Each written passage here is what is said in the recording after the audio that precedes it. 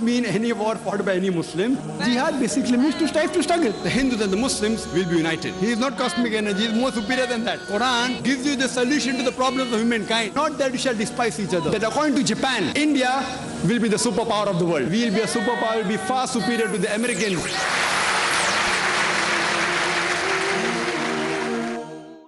Alhamdulillah. Wassalatu wassalam ala Rasulillah wa ala alihi wa sahbihi ajmain. Amma ba'd.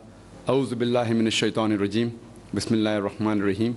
Wa man ahsanu qawlan mimman da'a ila Allahi wa amila salihan qala innani minal muslimin. Rabbi shrah li sadri wa yassir li amri wahlul 'uqdatam min lisani yafqahu qawli. I welcome all of you with the Islamic greetings. Assalamu alaikum wa rahmatullahi wa barakatuh.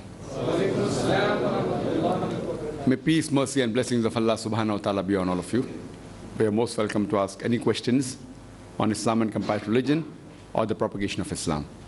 If any brothers have any questions on Islam and comparative religion, they're most welcome. Yes, brother. Zakir bhai, regarding the Bayt issue, how important is the Bayt, and is it implicable even today when there is no Khilafat? So there's a question that regarding Bayt, how important is Bayt? See, Bayt is allegiance, which the Quran says in Surah Mumtahina, chapter number 60, verse number 12. That, O Prophet, when the women come to thee for oath of fealty, Surah Mumtahina, chapter number 60, verse number 12. It's a Bayt. So here we realize that in Islam, if Khilafat is there, and that's the right thing, but natural, every Muslim should take Bayt under the Khalifa. If it is there. He has to obey the Khalifa. All the rules and regulations are there. But unfortunately, the Khilafah does not exist. But if it exists, it is compulsory. There's one bayt of the Prophet which we have taken. He is the messenger of Allah subhanahu wa ta'ala, last and final messenger. But one comes of Khalifa. So if a Khalifa is there, we have to take bayt. It's compulsory for the Muslims. Throughout as one ummah should take. Unfortunately, Khilafah is not there. And there are people who are trying to revive the Khilafat, but if Khilafat is there, it becomes compulsory. Now, bayts of different level, you particularly asked about the Khalifa. One is the Prophet we have to take, we have already taken, the Muslims, La ilaha illallah Muhammad Rasulullah, we believe that Allah is one and Muhammad Sallallahu Alaihi Wasallam is the messenger. So that we agree. Point number two, if the Khilafat we have to take, as far as this is concerned, it's compulsory. Then there may be other bayt of an organization, so that's not compulsory.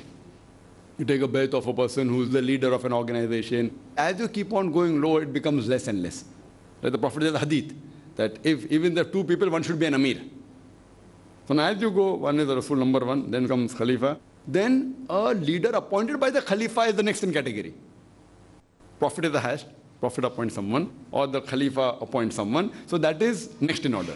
Prophet appoints someone, or the Khalifa appoints someone that he is on my behalf. So that carries next to it. Then comes of an organization. The more you go lower down, on top it becomes first for the messenger, then Khalifa if it exists, then lower down, then it comes down to maybe an organization, you may agree or not agree. They are also fine, you have to follow the Amir, but it's not that if you disagree, you cannot, whether it's following Quran or Sunnah, all these things then differ. Then there may be three people going in a group for an outing. Just for an excursion, for a picnic. There also you can appoint one Amir. Now if you disobey that person who has less knowledge, that's a different level altogether. So you can't have the same level. They don't take a bayt with that Amir, but you have to appoint an Amir. The moment you appoint an Amir, you agree that he's your head. You may not take a bayt like the formal bayt taken, but you appoint an Amir. So everything, it keeps on differing depending upon the level. But as a Rasul, you have to take which Muslims have taken. If a Khalifa is there, you have to take. Lower down, it keeps on differing. And now it is, unfortunately, Khilafat is not there. But if it comes, we have to take bayt. It's compulsory. Hope that answers the question. Any sisters have any questions? Assalamu alaikum, brother. Wa alaikum assalam. Register marriage or nikah in masjid. Which marriage is right in Islam? Give Islamic point of view. Sister has a question that nikah and registered marriage, which way is right in Islam? As far as Islam is concerned, compulsory marriage, which is must, is a nikah according to the principle laid down Quran and Sahih Hadith. That means would-be bride and bridegroom, girl and boy are there. There is a person who does the nikah. Not that he has to be a Maulana. If they're good, alhamdulillah. Not that he has to. There are rules and regulations. There should be two witnesses, minimum. Person who asks the girl that, do you accept him as the husband with so and so male? He says, Kabul is sufficient.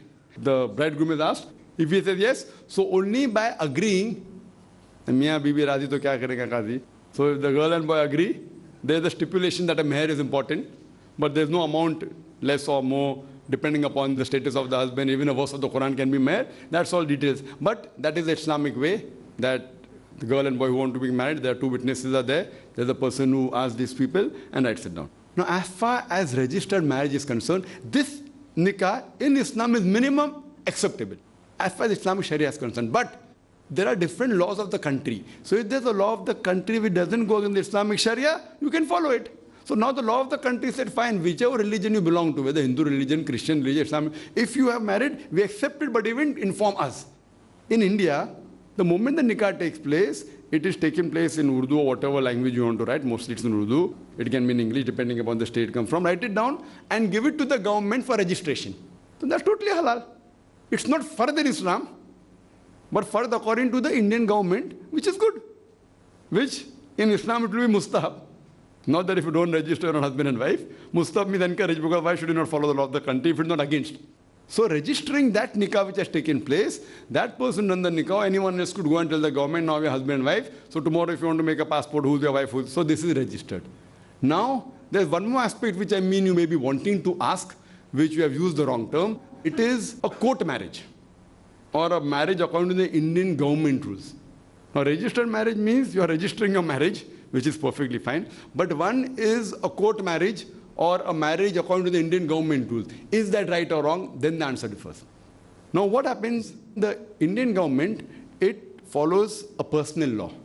Personal law means Muslims can follow their personal law, Muslim personal law. Hindus can follow Hindu personal law. Christian can follow Christian personal law. Personal law means anything related to themselves and their family, as long as it's not criminal. Whether you want to marry according to your rules and regulation of the religion, whether you want to divorce, whether inheritance. So all these things come in personal law. Crime comes in criminal law. So personal law, the Indian government, being a democratic secular government, they give every citizen to follow their law. But there's also an Indian law. Now if some people say that I want to marry in the civil court marriage. The court marriage, Indian government has its own rules and regulation. So if Hinduism has its law, Islam has its law, Christianity has, Parsi, fine. Even Indian government has its law. So you can even marry according to Indian government rule. Now once you marry according to Indian government rule, is it Islamic or not? I feel it is kufr. Many times this takes place when you're marrying a non-Muslim, or you're marrying a non-Muslim who accepted Islam. Maybe you're marrying a girl from the Christian community or any other Hindu community. You say, okay, nikah kara karo, lekin civil marriage bhi karo, court marriage bhi karo. Ah, no problem, nikah ho gaya na. And they go and do the court marriage. Now, one thing we realize, if you have been married under any law, but if you do a court marriage, the Indian court is prevalent, is upper limit. So if any dispute takes place, you'll have to follow the Indian court, not your personal law. So once you do court marriage, after that or before that, you do any other marriage, you can do it. But this is the dispute will follow the Indian government rule. Now, moment you do a court marriage, following Indian government rule, according to me, though many people say no problem, I say it is kufr. Kufr means you are agreeing that the law of the country is superior to the law of Allah subhanahu wa ta'ala. Some laws may not differ, but if it differs, for example, inheritance will be according to the Indian government law, not according to the Quran. Divorce takes place according to the Indian government, not according to the Quran. So most of this takes place mainly when there's marriage between a Muslim and non-Muslim or different religions. People are marrying, or a person has reverted. It is kufr according to me. That means you are agreeing that the law of the country is superior to the law of Allah subhanahu wa ta'ala. As far as India is concerned, I don't know of any law in the Indian government which forces a Muslim to do something which is haram or prevents him to do something which is farz. So a Muslim can be a very good Muslim even by being an Indian. It may give you options, like you want to have alcohol, have, don't want to have, don't have. It's not forcing you to have alcohol. If it forces you to have alcohol, then the law of the country is against our law, directly. It's permitting you to pray the way you want to pray. It's not saying you cannot pray Islamically. Then it becomes haram. So as far as Indian law is concerned, the constitution, I don't know of any law in the Indian government which forces a Muslim to do something which is haram or prevents him to do something which is first. It may give you option to do haram. That's your choice. So therefore, a Muslim can be a very good Muslim and an Indian at the same time. Like many countries say, if you want to marry, you have to marry according to the law of that country, like South Africa, USA. Nikah is not accepted. So many people do nikah and they don't register only and they don't inform also, and then he's bothered. But if you inform that you are legally married wife, then you cannot follow the Islamic Sharia. So that freedom is there in India, which is not there in many other countries. So therefore, if you ask me, sister, if you're doing a court marriage, I feel it is haram. And my advice is that don't do this court marriage. Do only Islamic nikah. The moment you court marriage, it's kufr, agreeing that the law of the country is above the law of Allah subhanahu wa ta'ala. Hope that answers the question, sister. Any brother have any questions? Yes, brother. Brother, one of my friend is arguing with me regarding establishing Khilafah. His view is that once we establish the Khilafah, everything will be all right. I am opposed of it. I said that first we should do dawah, and then he said that if you start doing dawah and you do whole life dawah in a social, secular country, what is the process that which will establish the Khilafah? You will whole life you will continue and you will be a good Muslim, but you won't be able to Khilafah, which is the purpose of creation. So how to argue with this type of thing?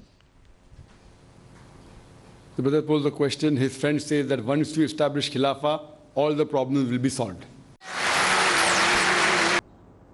Brother, one of my friend is arguing with me regarding establishing Khilafah. His view is that once we establish the Khilafah, everything will be all right. I am opposed of it. I said that first we should do dawah, and then he said that if you start doing dawah and you do whole life dawah in a social, secular country, what is the process that which will establish the Khilafah? You will whole life you will continue and you will be a good Muslim, but you won't be able to Khilafah, which is the purpose of creation. So how to argue with this type of thing? The brother posed the question. His friend says that once you establish Khilafah, all the problems will be solved. Which brother objected and said, I disagree with you. First you have to do dawah. And he said dawah is not required. So both of them are right and wrong also. As far as the question is concerned, that if you establish Khilafah, all problems will be solved, I'm with it 100%. He's right. Then you said you should do dawah first, you are right. What you should have said, I agree with you that Khilafah should be formed, but first you have to do dawah, otherwise how Khilafah will be formed? So you telling he's wrong is wrong. You should have said, I agree with you, but how will Khilafah come into existence? Unless you don't do dawah. So then you would have been right. But if you say that I disagree with you, that once Khilafah is formed, Khilafah takes place, then problem will be solved. That's a wrong argument. But your second part is right, that for Khilafah first do dawah. And he's saying that dawah is not required, he's wrong. So both of you are right and wrong also. So there are stages that if you want to make a building, you have to first make the foundation. You can't directly say that I want to make a 10-story building, I'll make 5 to 10 story. Where? In the air. So if Khilafah has to be established, look at the lifestyle of the Prophet Muhammad. You have a lifestyle divided into two parts, Makkah and Madani. In Makkah and Medina. In Makkah it was a different style. There was so much torture done. There were many of the Sahabas who wanted to retaliate. The Prophet said, for you, jihad is sabr.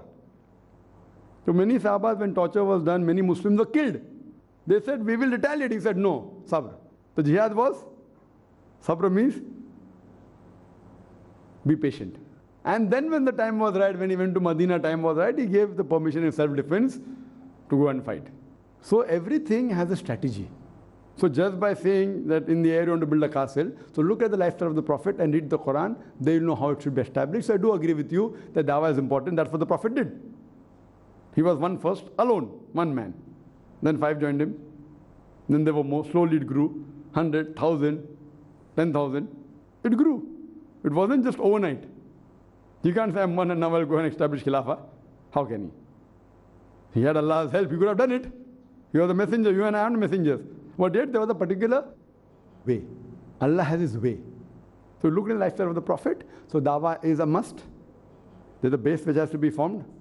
First, before dawah, make yourself good on an individual level. See to it that I'm good. I want to establish Khilafah. I myself am away from Islam. How will I establish? Individual myself, then the family, then the society. It goes on spreading. Not that if one of my family members is not a good Muslim, I cannot do. I can continue. Muhammad Sallallahu Alaihi Wasallam family member weren't his uncle. He didn't accept Islam. Yet he continued. But it starts from within. Then it goes, it spreads, and then the levels keep on coming, and then finally is that. So aim is there. To reach there is there. Whether we reach or not, we are striving. We will get our reward. As long as you are following Quran and Sahih Hadith. But if you break any of the rules, you want to build a castle in the air, that's not possible. Hope that answers the question. Any brother have any questions? Yes, brother. Assalamu alaikum. Recently, I got an opportunity to show your cassette. There's a concept of God in major religions to a non-Muslim brother. He's a professor and is Arya Samaji. Then afterwards, he posed a question. Every religion says God is kind enough. So just on a very day, Muslims, Hindus, and Christians worships their respective God. Then similarly, there's some tribals praise to sun, worship sun. On the same day, this tsunami disaster has taken place. Thousands of people were killed. Now he got a doubt that which God is to be worshipped. The brother asked a very good question. He gave my tape, Concept of God in Major Religions, to Arya Samaj. And he agreed that in most of the religions, everyone says God is kind. So some people worship this God, some people that God, some people worship sun. And tsunami took place, and many people died, and people of many religions died. Hindu died, Muslim died, Christian died. So now, which God should be worshipped and which God is kind? See, as far as I being a student of comparative religion, most of the religions say God is kind. But in Islam, besides mentioning God is Rahman, Rahim, merciful, kind, beneficent, benevolent, Allah also says in Surah Nisa, chapter number 4, verse number 40, that Allah is never unjust in the least degree. Besides being kind, He is also just. He is kind also and just. For example, if suppose someone commits rape, and you say, oh, God is so kind, let's forgive the rapist. So if God forgives the rapist, I would not call him kind. What about the person who has been raped? If the girl who has been raped and she comes to God, then what kind of justice this is? So what will the reply God will give? No, I am kind, therefore I am forgiving. Will you agree with such justice? No. God is kind, but just at the same time. So His justice is there and kindness is there. The person has to be punished. And then if Allah wants to forgive, that's a different question. But he has to be punished. If he rapes, if he's caught in Islamic court of law, should be put to death. After that, if he repents, then Allah wants to forgive him. That's Allah's domain. But He is just. While He is kind, He is also just. So if tsunami has taken place, any calamity that takes place, we have to realize that Allah says in the Quran, in Surah Mulk, chapter number 67, verse number 2, Allazi khalaqal mauta wal hayata. It is Allah who has created death and life to test which of you is good in deeds. This life is a test for the hereafter. Allah is testing who is good and who is bad. Now, whenever any calamity takes place, in the Islamic Sharia, in the Islamic principle, if any calamity takes place, it can be two things. Either it is a test for the people or it's a punishment. For those people who are bad, who are disobeyed Allah, it's a punishment. For the others, it's a test. To whom the test is taking place, the person may be good or bad. So it is either test or a punishment. If any good thing happens to any human being, it's either a test or a reward. If the person is good, it's a reward. If the person is not good, it can either be a test, the person is good or bad. So one thing you realize, that if any good thing happens, it's a test or a reward. If any bad or calamity takes place, it's either a punishment or a test. So in tsunami, millions of people or tens of thousands of people died. Now all these tens of thousands of people who died, maybe many were good, pious people. So the time of test is over. If the examination time is over, they have to give up the paper. Na? So those who were good and they died, everyone's time was over. Everyone, all those who died, the time of examination was over. So time of examination over doesn't mean everyone has failed. If suppose 3 hours paper is there, and if teacher takes up everyone's paper back, Hurry, teacher has taken, time is over, finish. After the time is over, the teacher checks the paper. He was studious, he was good, pass, fail. So here, after the time is over, many people are good people who have prayed to God, followed His regulation, they'll go to Jannah. Many people were not following, they were dishonest, they were raping, they were not following, they will go to hell. So if person dies, doesn't mean it's a punishment. The time is over. Time khatam ho gaya. Mar gaye, time khatam. Paper time is over. Some people may have lived for 5 years, some people 10 years, some people 50 years. So each time the limit of the examination changes. So a person dies doesn't mean he has done something wrong. Now, if someone has died, his family member may be in trouble. So those who died, the time of the examination is over. No, because some people died, the other people may have survived. A child may have survived, his father, mother died. Maybe the father, mother survived, the child has died. It's a calamity for them. That, I am such a good person, I prayed to God, but my son died. Son got his hisab kitab, pass या fail मालूम पड़ेगा बाद में. This parent is a test for him. Maybe the father and mother were very good people, pious people. So maybe God wants to test them more and wants to give them Jannat-e Firdaus, a higher degree. Now, if you pass a higher examination, the reward is more. Like to pass a BA, a Bachelor of Arts is very easy. But to pass an MBBS is difficult. But the moment you pass an MBBS, Bachelor of Medicine, Bachelor of Surgery, you get a doctor name in front of you. Doctor. But to pass a doctor examination is difficult. In BA, majority pass. In MBBS, it's more difficult. Everyone can't get admission, first of all. So here, maybe God, those parents, mother and father were good pious people. God wants to test them more, that if I give them some trouble, yet do they believe in me or say, we worship so much, now God is not good, and they stop worshipping him. One child died, no problem. At least I had a child for 10 years. Yet you thank God. Other people don't have children at all.